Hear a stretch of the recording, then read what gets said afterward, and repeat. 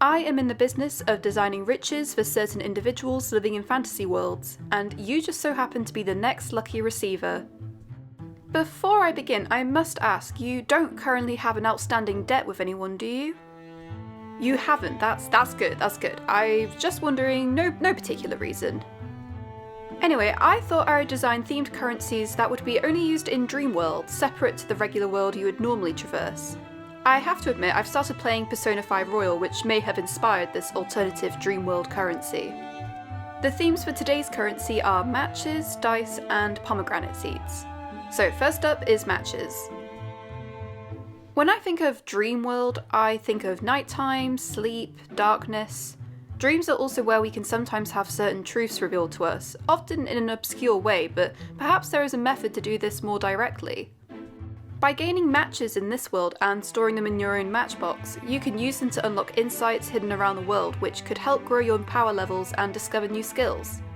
It's more so currency in the form of knowledge, or you can keep hold of these matches and trade them for some really high-end items which could also prove to be very useful. I thought about the matches all having unique designs, but to be honest, there would be a lot of them, and I think it's a better idea to have the matches all sharing a simplified design, while the matchboxes are where the real personality shines through.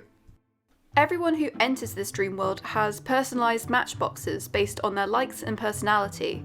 For example, a more experienced dream world traveller might have a worn down matchbox, small areas of damage from fights and usage which could have been taped over. Or say you're a character who has a love for plants, the matchbox could perhaps resemble a plant book with the matches sliding out from the side. If someone likes frogs, maybe theirs can look like a frog curled up, the matches sliding compartment accessible from the mouth. I'll admit I couldn't really get this design to look like I had in mind, but you get the general idea. So there is the first currency done, a very good way of gaining knowledge in the dream world. I hope you use it wisely. Moving on to dice.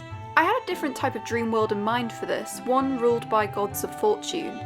Dice are all about chance, how good your fortune is. You use dice as a means of obtaining something, but what should that something be? In this dream world, battles can be fought mostly through dice rolling, from your side and the opposition. I thought about, instead of numbers, the dice had pictures, but not just any pictures.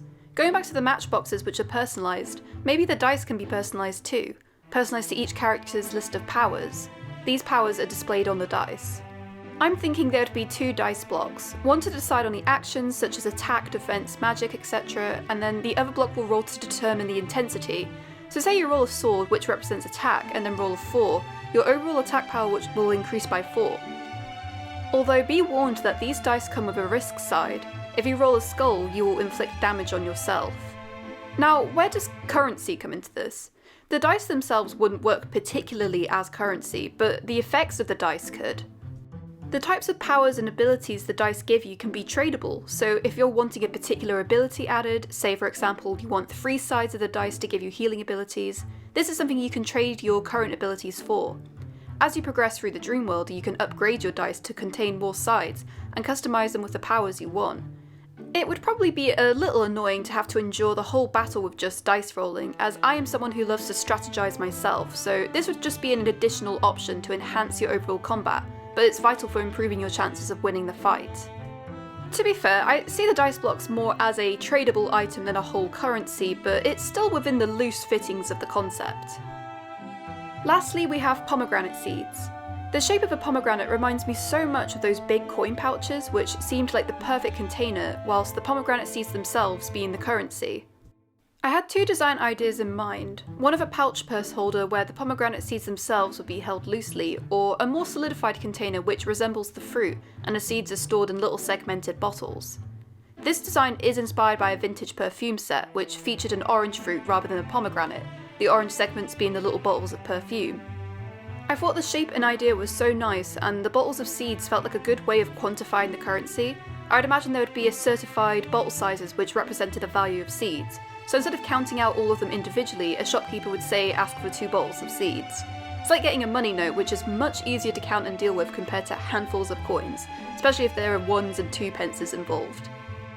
And there you have it, 3 different types of currency for you to choose from. I must say, you're so much better to deal with than my last client, that ended pretty awkwardly. Congratulations, you are now incredibly rich. Well, in the dream world you are. What's that? No, you can't use this currency while you're awake. It's called dream currency for a reason. No, it's not made of gold. Look, I'm trying to do something different to gold. I thought this would be a good exercise to try something a little more unique than gold. What do you mean you don't want it then? That's incredibly rude. Do you know how much energy it takes to make these? Fine then, if you're going to be ungrateful, I will take my business elsewhere.